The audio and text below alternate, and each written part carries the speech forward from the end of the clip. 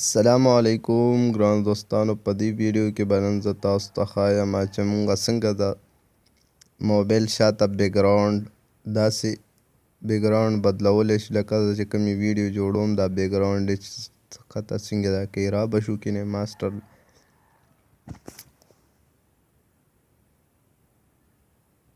تینې ماسټر چې کلاک کو دې پروجیکټ لا به راشو ښکتنې دا چې کلیک کو نو میډیا براوزر به کلیک کو. چې کلیک هم کو نو دلته به تاسو چې کوم بیکګراونډ تصویر راولی څرنګه هغه به کلیک کوئ. دلته مثال زه یو دلته پټو راخلم، دا تصویر مې راواخیستو شاته بیکګراونډ دپاره.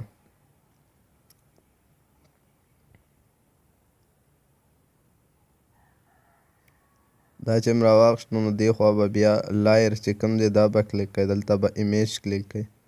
چې کلیک کوئ نو دلته یو موبایل کور دی، دا یو دی، دا زه ډسکرپشن کې ورکوم، هغه ځای نه تاسو بیا را ډاونلوډ کولی شئ. دا به داسې سیټ کوئ کوم سیټ ده چې تاسو سیټ کوئ، دا به تر هغې سره پورې ورسوئ داسې.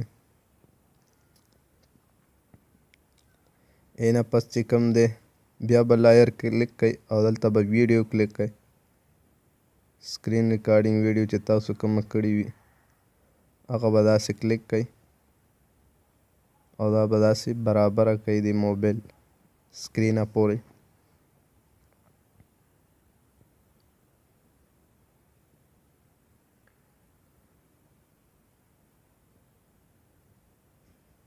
صحیح به برابر کوئ چې دلته یو شان ښکاري.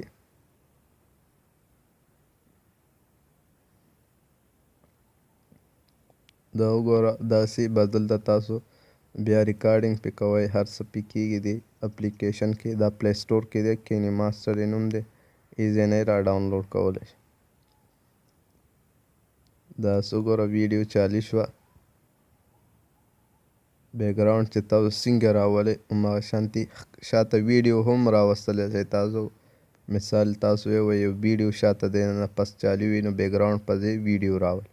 بیا به یې داسې کلیک کوئ، دا چې کلیک کوئ نو شیر اپشن به کلیک کوئ، دا به سیو ټو ګیلري هائی ډیفینیشن کې دا کوئ یا فل ورژن کې یا موډیم ورژن کې تاسو دا بیا دا کولی شئ. را به شئ ګیلري ته، دلته به ډایرکټ راشي ویډیو سیو شي او دا زه ډسکرپشن کې ورکومه ده.